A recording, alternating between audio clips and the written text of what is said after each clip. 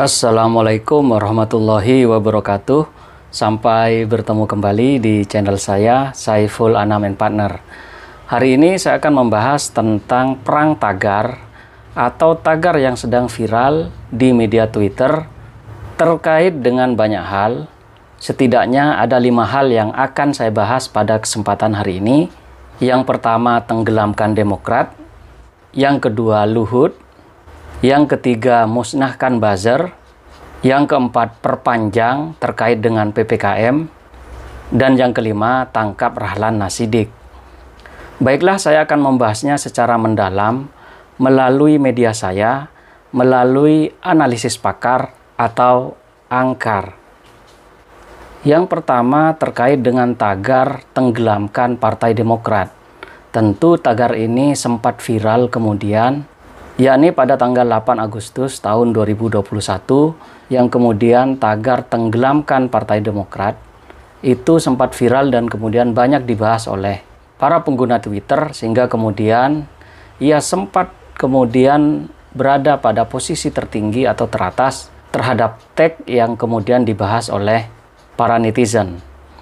Tentu terhadap tag tenggelamkan Partai Demokrat ini terdapat banyak hal atau kompleksitas yang terjadi di dalamnya, termasuk saya kira yang paling dominan adalah terkait dengan demokratisasi partai. Karena saya kira sejak kemudian diambil alihnya kekuasaan partai dari Anas Urbaningrum kepada Susilo Bambang Yudhoyono dan kemudian dilanjutkan oleh Agus Harimurti Yudhoyono, maka tentu demokratisasi partai yang ada di Partai Demokrat kemudian dipertanyakan publik. Atau bahkan terah kekuasaan itu kemudian lebih sangat dominan di Partai Demokrat, sehingga kemudian terhadap adanya demokratisasi partai itu mulai dipertanyakan oleh masyarakat luas terhadap adanya dinamika politik di Partai Demokrat.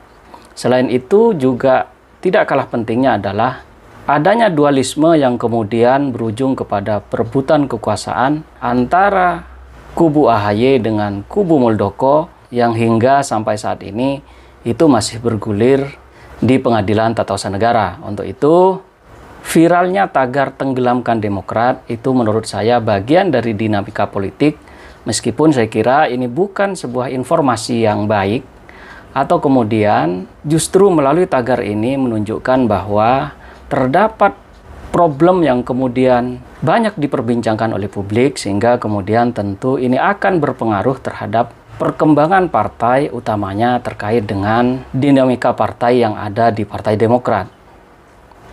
Yang kedua, tag yang sangat viral kemudian tentang Luhut Binsar Panjaitan. Tentu seperti yang kita tahu bahwa Luhut ini itu sangat kemudian dipercaya oleh Jokowi untuk kemudian dapat menangani terhadap segala hal persoalan, dari persoalan COVID sampai dengan persoalan penyelamatan pulau prioritas nasional, yang kemudian Luhut Binsar Panjaitan ditunjuk oleh Jokowi untuk menjadi Ketua Dewan Pengarah terhadap penanganan pulau-pulau yang akan diselamatkan yang kemudian menjadi prioritas nasional.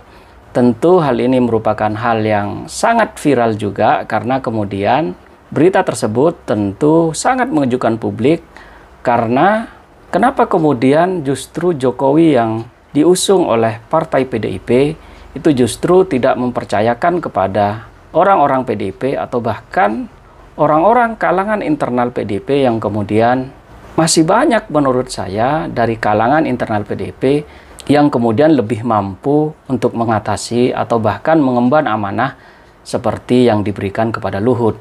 Untuk itu ini merupakan pertanyaan besar oleh publik, kenapa kemudian Jokowi lebih mempercayakan kepada Luhut? Adakah kemudian deal-deal tertentu atau hal-hal tertentu yang kemudian melatar belakanginya terkait dengan pemberian tugas dan wewenang yang begitu besar kepada Luhut Binsar Panjaitan?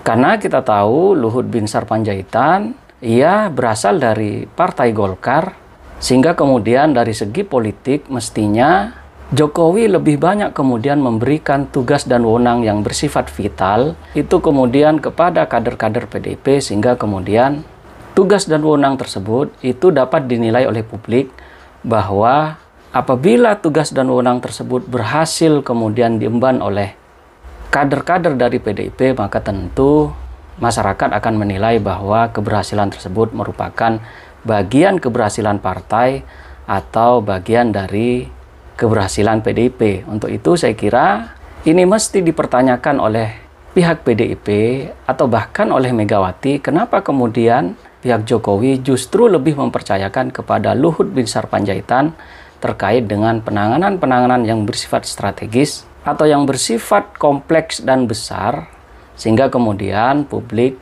justru bertanya-tanya, ada apa di balik ini semua?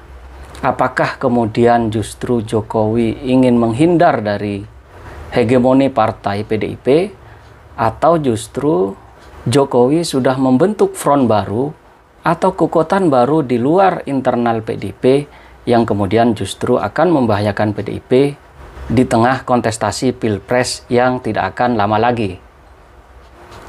Yang ketiga yang sempat viral di media sosial atau media Twitter adalah musnahkan buzzer. Saya sebenarnya sangat setuju dengan adanya tag yang sempat viral ini, karena kemudian buzzer ini bagi saya sangat merusak citra pemerintahan Jokowi atau bahkan menghambat kemajuan bangsa, sehingga kemudian buzzer ini harus kemudian diberantas tidak hanya oleh Twitter, YouTube maupun pihak Facebook dan media sosial lainnya, sehingga kemudian keberadaan buzzer ini tidak kemudian mengganggu terhadap keterbukaan informasi publik, terhadap informasi yang harus didapat oleh publik terkait dengan berita-berita yang kemudian dapat mencerahkan oleh publik, tidak kemudian diputarbalikkan atau dibelokkan menjadi informasi yang kemudian menjadi tidak valid atau tidak sesuai dengan sebagaimana mestinya. Untuk itu saya kira pemusnahan buzzer itu menjadi hal yang sangat penting, tidak hanya oleh penyedia layanan media sosial, tapi juga semestinya menjadi konsen pemerintah untuk kemudian dapat memusnahkan buzzer dengan kemudian men-take down atau kemudian memberikan limit akses atau bahkan memberikan teguran kepada yang bersangkutan sampai dengan menghapus akun-akun yang kemudian justru menyebarkan informasi yang kemudian dapat meluluhlantahkan persatuan dan kesatuan negara Republik Indonesia. Untuk itu saya kira pemusnahan buzzer harus kita dukung atau harus dilakukan oleh pihak penyedia layanan media sosial, sehingga kemudian buzzer ini tidak dapat memberikan informasi yang kemudian menyesatkan publik atau bahkan dapat memberikan informasi yang kemudian merugikan publik, utamanya kepada masyarakat yang kemudian belum paham terkait dengan dinamika politik dan kebangsaan di negara Republik Indonesia. Yang keempat yang sempat viral di media Twitter terkait dengan perpanjangan PPKM. Tentu hal ini saya sebenarnya no comment terhadap perpanjangan PPKM ini, karena kemudian kita tahu kita sudah capek terhadap adanya berbagai masukan-masukan kepada pemerintah, sehingga PPKM bagi saya terserah kepada pemerintah untuk kemudian apakah akan diperpanjang atau tidak akan diperpanjang. Itu bagi saya merupakan domain atau kewenangan dari pemerintah. Akan tetapi tentu perpanjangan itu harus berdasarkan ketentuan peraturan perundang-undangan yang ada atau bahkan sesuai dengan riset dan penelitian yang ada, sehingga kemudian apa yang diambil oleh pemerintah itu sesuai dengan apa yang dikehendaki oleh masyarakat luas. Untuk itu saya kira perpanjangan PPKM ini mestinya tidak dilakukan oleh pemerintah, akan tetapi tentu hal ini terserah kepada pemerintah sesuai dengan kebijakan yang diambil oleh pemerintah, tentunya berdasarkan nilai objektivitas, berdasarkan penelitian dan riset yang kemudian dilakukan oleh pihak pemerintah. Yang kelima yang sempat viral di media Twitter adalah tangkap Dahlan Rasidik. Tentu hal ini sangat mengguncang publik, sangat banyak kemudian dibahas oleh publik karena terkait dengan postingannya yang kemudian dianggap menghina Presiden Jokowi, meskipun pada akhirnya Dahlan mengaku bahwa akun Twitternya sempat diretas, sehingga kemudian menyebabkan terjadi dualisme akun Dahlan Rasidik yang kemudian ia memberikan klarifikasi bahwa akunnya sempat diretas oleh orang-orang yang tidak bertanggung jawab. Tentu apabila ini terjadi, saya menyarankan kepada Dahlan untuk kemudian mengadukan atau melaporkan ini semua kepada aparat penegak hukum atau pihak kepolisian, sehingga kemudian tidak terdapat anggapan bahwa Rahlan hendak kemudian cuci tangan atau bahkan ingin menghindar dari postingan yang kemudian dianggap menghina Presiden Jokowi. Untuk itu saya kira Rahlan kemudian kalau memang benar akun Twitternya diretas oleh orang-orang yang tidak bertanggung jawab, untuk kemudian mengadukan peretasan akun Twitter tersebut kepada pihak kepolisian Republik Indonesia. Inilah 5 hal yang dapat saya sampaikan.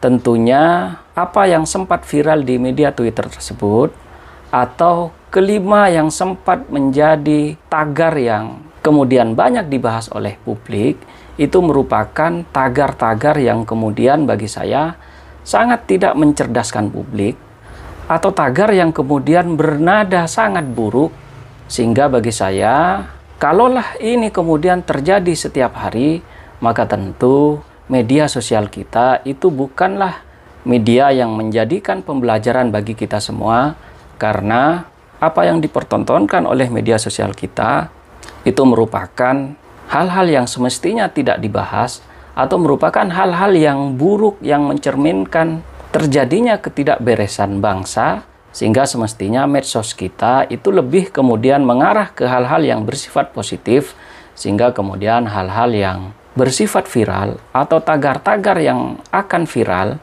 itu semestinya merupakan hal-hal yang lebih baik daripada tagar-tagar yang kemudian sempat viral dalam beberapa hari belakangan ini. Saya kira ini yang dapat saya sampaikan. Saya ucapkan terima kasih. Kurang lebihnya mohon maaf. Assalamualaikum warahmatullahi wabarakatuh.